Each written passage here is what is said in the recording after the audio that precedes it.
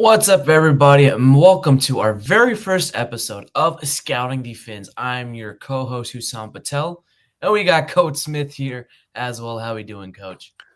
Hey, pretty good, right? Kind of same feel, new show. Great time to talk about, a lot of prospects that we're talking about scouting, and what better time than, sandwich right between two college football semifinal games. Yeah, of course. Last night we watched the Penn State Notre Dame game, and then we're leading up to Ohio State, Texas as well. We know the Dolphins season ended up pretty much on sour terms. This was not the season I was expecting. This was not the season you were expecting either. But there's a lot of prospects in these semifinal games that can probably fit the bill on offensive line, defensive line, tight end, safety, running back, receiver, you name it. But today we're going to be focusing on 3 to 4 prospects. And Eric, I think the big one today that everyone is talking about as Dolphins fans on Dolphins Twitter, on YouTube, wherever it is, Penn State tight end Tyler Warren. I mean, he's right in your backyard. So uh, before he generated all this hype, what was he like? Yeah, so I mean, like I said, in my backyard, about hour and a half from Happy Valley, and he was always talked about a lot. Definitely one of the best playmakers on that team. For me, still kind of went under the radar. You know that I love offensive line, so I love my tight ends that can block, and I really, I wasn't sure how he was in that area. But about the last week or so, I really started diving into Tyler Warren, and he is as good of a blocker as any tight end that's coming out in the draft, and better than most free agent options we're going to see available as well. So when we talk about, a tight end position that needs some improvement for the Dolphins, Tyler Warren for me is a perfect fit for what the Dolphins need in this offense from a run block perspective, but also a weapon in the passing game that could be, needed if we move on from Tyreek this year. Yeah, we all know the infamous stuff happening with Tyreek Hill. People are saying that he's quitting on the team. Drew Rosenhaus saying that he's still with the Dolphins, but still non-committal if he's gonna, be with the Dolphins after March, or he may get traded, cut, released, whatever it is. His status is up in the air for the 2025 season. Um, the Dolphins' run game was the best in the NFL in 2023, and it literally took a nosedive and became the worst run game in the NFL. We talked about, two different guards not having Robert Hunt and Isaiah Wynn in the lineup for most of the year. We had Robert Jones and Liam Eichenberg. Then, with the injury to Austin Jackson, which pretty much took a nosedive, the Dolphins were averaging almost 115 to 120 yards per carry with Austin Jackson as a starting right tackle. When he went down in week 10, they were averaging less than 75 yards per carry. And that was a big deal in the run game. We were doing a lot of the film reviews on our previous show, the Scouting Combine. Uh, Kendall Lamb was decent, but he wasn't sufficient enough. He didn't have that power. He didn't have that movement as Austin Jackson did. Teron Armstead was also out for a couple of games, and rookie Patrick Paul, he was starting for a couple of games as well. And, he's a rookie. He's a big guy, not as nimble as a tenured vetted potential, all-pro Hall of Famer in Teron Armstead. So it was a little bit of changing of the guard on the offensive line. But when taking a look at Tyler Warren, he's 6'6", 270. That man is a freakish athlete. He can block in line. He can block outside. He can catch passes. He's not a natural separator like Jonnu Smith, but man, you got to think he saves some money if the Dolphins decide to move off of Alec Ingold. He saves a lot of money if the Dolphins don't want to re-sign Durham Smythe and they roll with Jonnu, Tyler Warren, and Julian Hill, the third string tight end, who Dolphins fans did not necessarily have an affinity for. We talked a lot about the F position, especially in Fast 21 or 12 personnel. He opens up a lot of things for us, Eric. Yeah, absolutely. when I had posted about Tyler Warren, there were several responses that were like, what do we need a tight end for? We got Jonnu Smith. He's number one. And, nothing against Jonnu Smith. He is a great player in this offense. Mike McDaniel did a great job using him in this offense. But, they also talk about both Mike McDaniel and Frank Smith about strong side outside zone being a core concept of this offense. And that's not something that, Jonnu thrives at. So when we look at a player like a Tyler Warren, a lot of the complaints about Julian Hill, who I still think has a lot of potential, but he's fairly new to the tight end position. He's a second-year undrafted free agent, and I feel like there was just too much put on his plate this year. So I think he needs to kind of be, put back in the oven, slow cooked a little longer in the background. But I still think there's something there. But, we can't wait for that to happen. So I think adding a player like Tyler Warren still leaves opportunities for Jonnu Smith. Like, I forget what the percentages were, but Jonnu played almost 50% of the snaps, even with Julian Hill and Durham Smythe being on the roster. So you can have Tyler Warren taking, almost all of those snaps. Smythe can leave. Like, I'm fine with that. And Julian Hill can still continue as a third tight end and a core special teams player. And there's still plenty of snaps to go around to be able to feature a player like Tyler Warren in the offense and still have Jonnu maintain, maybe even expand his role as a receiver a little more. We're talking as if Tyler Warren is already a Miami Dolphin, and he's not. He's not, right? No. He's not. The Dolphins have the 13th pick. Maybe someone could trade up for a guy like Tyler Warren, kind of like how the Raiders did with Brock Bowers. He was taken, I believe, either 12th or 13th. I think he was taken 13th by the Las Vegas Raiders. The Dolphins are in that sweet spot where they could get potentially the second or third best offensive lineman on the board. Maybe the best safety in Malachi Starks of this class. Tyler Warren, maybe. I mean, people are going to be clamoring, hey, is it worth grabbing a tight end with the 13th pick? Bowers was picked 13th. Kyle Pitts was taken 8th. Warren looks to be not necessarily a finished prospect, but he's pretty polished coming out. And a lot of the comparisons that he's getting is a guy like Dallas Clark, who was with the Colts, who played with Peyton Manning. People are saying that he looks like a George Kittle. He plays like a George Kittle, not the George Kittle of the Iowa days, but the George Kittle of the current San Francisco 49ers version as well. We'll go ahead and bring in Eric Wiedeke, our other co-host of Scouting the Fins. Eric, how you doing today? I'd be doing a lot better if my computer was cooperating. I'll tell you that much. But I'm happy to join phone and all. Yeah, of course, man.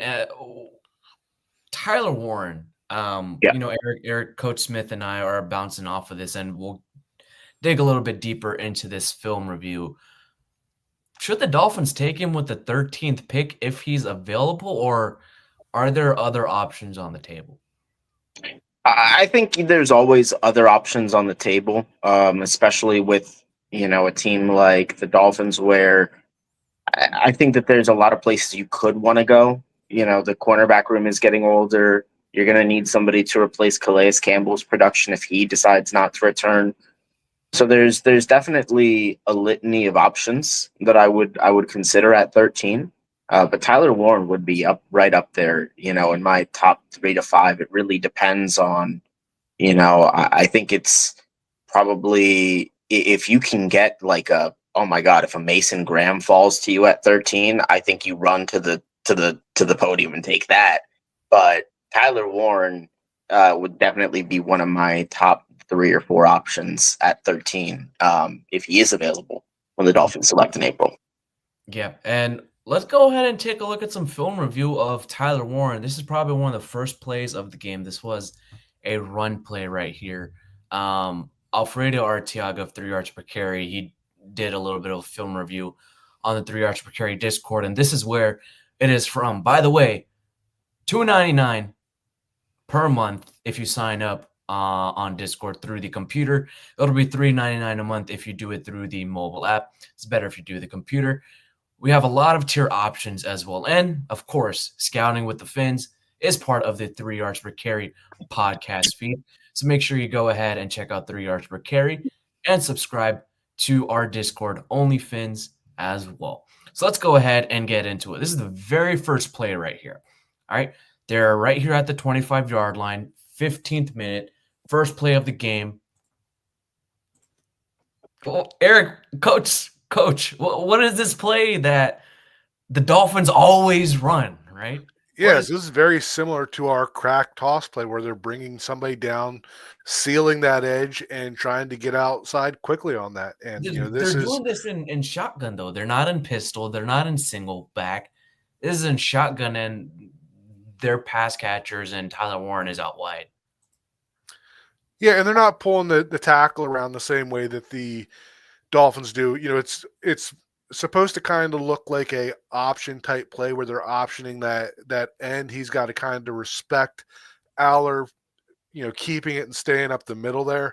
But still a good job by we're talking about Tyler Warren here. Good job of him locating that target in space on the move, attaching to it, and being able to seal it to give Singleton a chance on the outside there.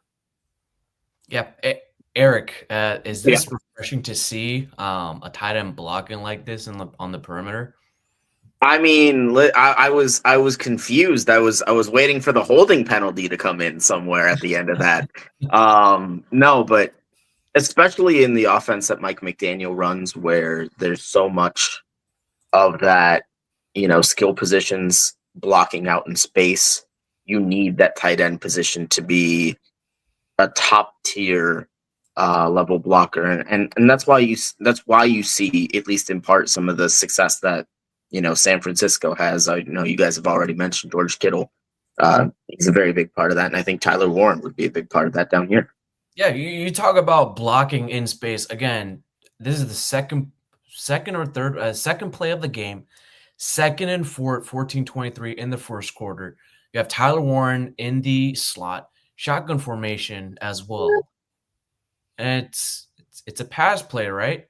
It's a screen.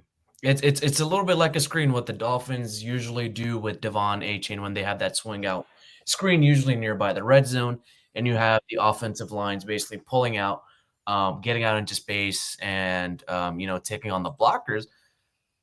But instead, you have Tyler Warren as the lead blocker right here. Your offensive linemen don't come out in space, and look at all of that. And right there, Tyler Warren is blocking Xavier Watts, who, we're also going to be talking about a little bit later on this show as a potential for maybe, one of the Dolphins' second-round picks.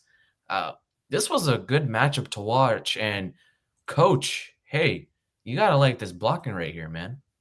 Yeah, this is very similar to the escort or balloon routes that we use. We've had Julian Hill and Alec Ingold out there on these type of blocks. And this is a little different block than the last play that we looked at. The last play was just kind of set up and sealed to the inside.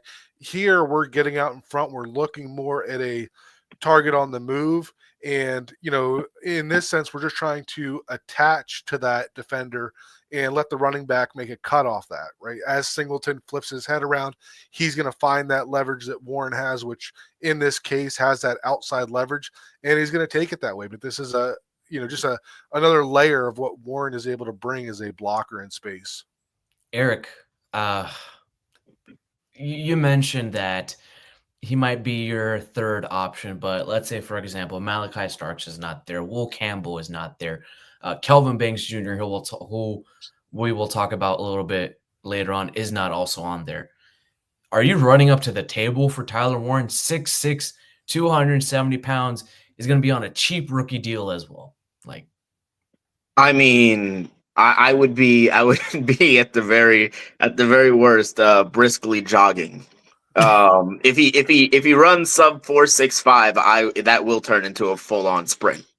That will turn on to a full-on sprint. And speaking of sprint, guys, you guys should go ahead and check out Underdog Fantasy. Underdog is the best place to cash in on all your takes during the playoffs. Which players are going off and which ones are ice cold. With over 5 million happy players and $2 billion won, Underdog makes it fun and easy to cash in on all your favorite athletes' performances. With their pick'em game, you could win up to 1,000 times your money just by choosing higher or lower on players' stats. Underdog is the only pick'em platform that puts the power to cash out in your hands. Now you can either keep riding with your entry or tap the win now button to cash out whenever you want. Every dog deserves a second chance, and with Underdog Rescues, you can get your money back and receive a promo if an early injury causes your entry to lose. Underdog is the best place to play pick'em. Download the Underdog app today and use promo codes 3yards to get up to $1,000 in bonus cash instantly. Higher or lower? You make the call on Underdog. Be 18 plus, 21 plus in Massachusetts and Arizona, 19 plus in Colorado for some games, 19 plus in Alabama, New England, and present in a state where Underdog Fantasy operates. Terms apply. Void in Colorado. Concerned with your play, call 1-800-GAMBLER or visit www.ncpgambling.org. In Arizona, call 1-800-NEXT-STEP, 1-800-639-8783, or text NEXT-STEP to 53342. In New York, call the 24/7 Hope line at 1-877-8-HOPE NY or text HOPE NY to 467-369. Must be 18 plus, 21 plus in Massachusetts and Arizona, 19 plus in Colorado for some games, 19 plus in Alabama, New England, and present in a state where Underdog Fantasy operates. Terms apply. Void in Colorado. Concerned with your play, call 1-800-GAMBLER or visit www.ncpgambling.org. In Arizona, call 1-800-NEXT-STEP, 1-800-639-8783, or text NEXT-STEP to 53342. In New York, call the 24/7 Hope line at 1-877-8-HOPE NY or text HOPE NY to 467-369. Must be 18 plus, 21 plus in Massachusetts. All right. And as we move on off of Tyler Warren itself, there was another guy that there was a big focus on, and it was Notre Dame safety Xavier Watts. He's not necessarily a first round choice for myself, but maybe in the early 40s, kind of like how the Dolphins picked up Javon Holland. Coach, do you think after watching this game, he played solidly and pretty much put his stamp to be taken in the second round? I do not. I didn't have a lot of exposure to Xavier Watts before last night's game. So going into last night's game was kind of my first impression. We all saw him get run over by Tyler Warren on that middle screen type play. And there were some other run support plays where I, really wasn't overly impressed with him. I looked at, some of the interceptions that he had. I felt like he was a merchant of opportunity on some of those, as opposed to somebody that's really just going out and making the plays. In these semifinal games, there's a few other safeties that I like better than Xavier Watts. So I got to do more work on Watts. Like I said, last night was really my first exposure to him, but based on my early impressions of him, I would not, he definitely wouldn't be my top safety in the second round from last night's performance. Eric? Yeah, I think when you look at a guy like Xavier Watts, it's just a matter of stylistically what you're going to want out of your safety room. He's definitely in that range, that early second round range. I'm not sure if there's really a safety I would take before 20, even with Malachi Starks. I understand he's a fantastic talent. It's just positional value. I'm not sure about taking a guy early first round as a safety. But Xavier Watts has definitely had better days than what he showed last night. But like Coach Eric said, I kind of can't help but echo some of those same sentiments. There's some other guys in the playoff right now playing that same position that I think I would prefer at 48 for the Dolphins.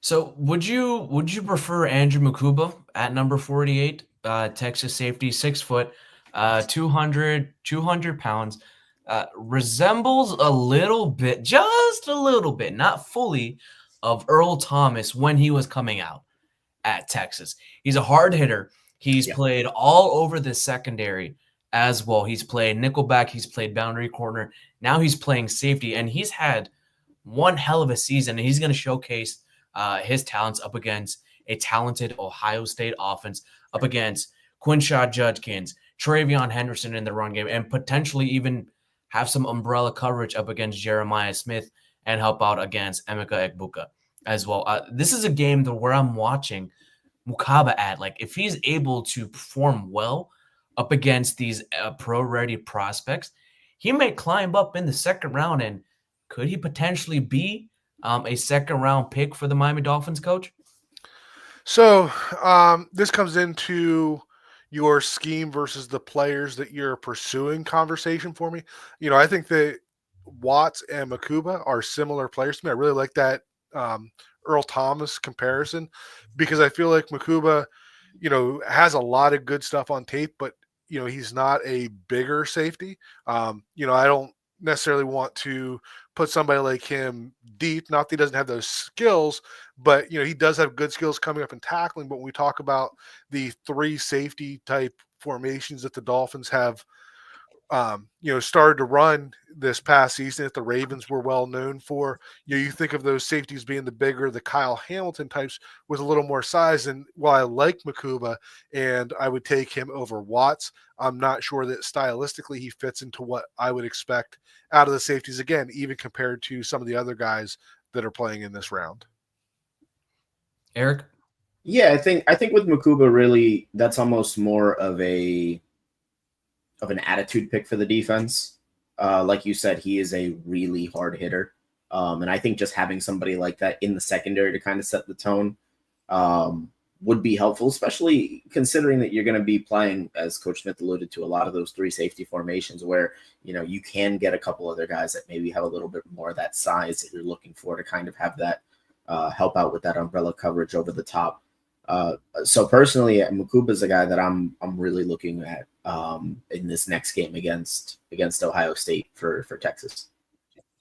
Yeah, another safety that I'm taking a look at for Ohio State is Lathan Ransom. He's projected as a third-round pick.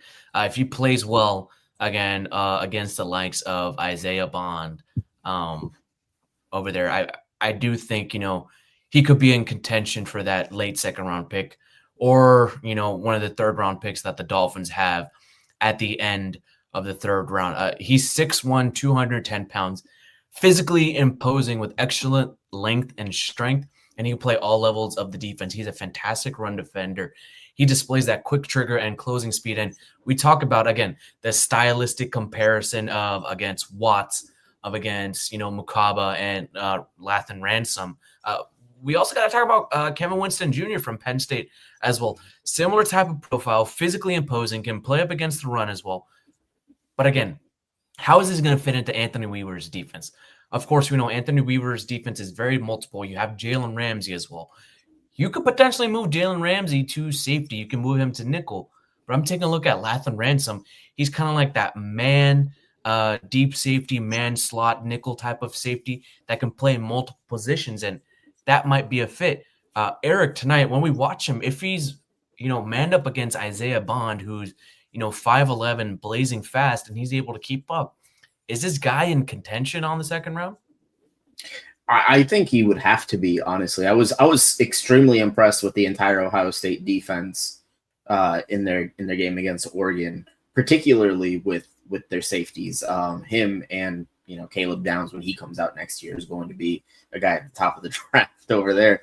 So I think if he can keep up with Isaiah Bond and really kind of show those coverage chops, then he becomes another Swiss Army knife that you can kind of add to the secondary, a guy with versatility that we know Weaver loves. So if you can find a way, maybe even if he doesn't get out of the third round and he's the option and he's available there, it might even be just positional value wise a better proposition than a Watts, Mukaba, or a Winston at 48. Obviously, that's a little cart before the horse, but you got to think these things through as you're creating your board. Coach, Winston Jr. is in your backyard. Thoughts on him? Yeah, so I think both Winston and Jalen Reed are, more the safeties that I see. And I haven't watched Ransom, but the way that you described him sounds more like the type of safety that I feel like the Dolphins are going to be looking for. Some of those bigger safeties, not necessarily a hybrid linebacker, but a Yeah, safety. kind of like a Nick Manwari from South Carolina, 6'3", 210 pounds. Yeah. Right. That's the type of player I see. Somebody that is, a little thicker, a little taller, and is still fluid in his movements. But like that for me, when I'm trying to look at safeties for this Anthony Weaver scheme, those are the type of safeties that I'm looking at more than a Watts or a Mukaba. So I think that both of those safeties are really good players. Winston a little better than Jalen Reed, but I definitely like both of those guys in the Penn State secondary. I think the guy that really popped out to me in the Penn State secondary was number 6, Zaki Wheatley. That man is a dog. We talk about underdog fantasy and those dogs. That man is a dog. He's a redshirt junior. I don't think he declared for this draft, but maybe someone I'm eyeing in 2026. He's making plays all over the field, stopping the run against Jeremiah Love, making plays in the pass game. We know that Riley Leonard had a little bit of trouble early on throwing the ball, but he did bring it on towards the end. That's someone I'm keeping my eye on. As we move on, we got to talk about some of these Texas guys. Isaiah Bond, I really like if the Dolphins are moving off of Tyreek Hill and they're able to get maybe another second or third round pick where they can grab a wide receiver like him. But the main focus for me is the 2 offensive tackles, left and right tackle, Coach Smith, Cameron Williams and Kelvin Banks Jr., more so Kelvin Banks Jr., because he might be in that range depending on how the teams value the first 2 to 3 offensive linemen, whether it be Will Campbell Jr., whether it be Banks, Eric Conte from Minnesota, or Josh Connolly Jr. from Oregon. Banks may be in play, and we'll go ahead and roll the tape a little bit as you talk about him, Coach. Yeah, so before I got on the Tyler Warren train, Kelvin Banks was the guy that I would have really liked to see Miami pick with that number 13 draft pick. I've seen some reports that he's going to come in with some short arms, which might kind of sour me on him as an offensive tackle. I'm not drafting a guard at 13. If I were to go for somebody like a Kelvin Banks, it would be with the opportunity for him to either, compete with Austin Jackson at right tackle and basically the loser kicks inside. I think that would be, I know that a lot of people are going to say that we don't need another tackle because we have Paul and Jackson, but at the same time, we also know that Austin Jackson is not the best pass protector out there. I feel like there could be an opportunity to slide him to the inside where his, run blocking is, the way that he drives guys off the ball can still really be an asset to the offense and bring in a better pass protector in somebody like Kelvin Banks. And then we're, essentially upgrading 2 positions on the offensive line, which is something that everybody should be in favor of. But really this entire Texas offensive line, Kyle Flood, their offensive line coach, offensive coordinator, and Steve Sarkisian, they are 2 very good teachers when it comes to the outside zone stuff that Miami likes to run. You see that in the film when you watch them, that these guys look like players that can transition to Miami's offense in the NFL. Yeah, Eric, right here we have it up here on tape. As for those who are just listening, you guys can also watch this on our video channel. This is more so, him showing off his power up against, I think, number 78 Nazir Stackhouse. Someone correct me if I'm wrong. I think I may be wrong, but I'm assuming this is against Nazir Stackhouse. He's coming up. It's man. He's getting a little bit help on a combo block from Gunnar Helm, and it's a run over to the left side of the formation, and he's holding his ground, and the hole opens up where the running back is able to get through. If this was Miami's offensive line, Devon Achane, Raheem Mostert, Jalen Wright, there's stuff for a negative 2-yard gain. So Eric, yeah, if the Dolphins were able to draft Kelvin Banks, either for the left or right side of the ball, whether him being a guard or a tackle, does this bode well for the Dolphins' 32nd ranked run game this year to improve maybe to middle of the pack or maybe get back to being a top 10 run game? So I think that it would do a lot of good for this Dolphins offense. A lot more than taking, a tackle from maybe another program would, because of the fact that, as Coach Eric alluded to, you have a lot of the same philosophies in the Texas offense as you do in the Dolphins offense. So I think from just a scheme perspective, you're going to have a guy that's going to catch on to what Miami wants to do a little bit quicker than maybe most rookies would. And then additionally, I think the talent just pops. This isn't necessarily an Austin Jackson situation where, you're like, I don't know, he's kind of raw. This is a guy that can step in right away and ideally, depending on the measurements, be your right tackle on day one. And we've seen what Austin Jackson looks like at guard. I think everybody is perfectly fine with it. If we just, kind of ignore the fact that the offensive line is shuffling again and just focus on the track record at the position for the player, I think everybody would be okay with Austin Jackson moving in. So anytime you can get an improvement at two positions with one pick, I'm all for it. Coach, he can move on the run. He's a downhill blocker if the Dolphins want to get a little bit more creative and run, man concept schemes. But if they're doing strong side, outside zone, number 13 between him, Will Campbell, Tyler Warren, who you running up the podium for, Coach?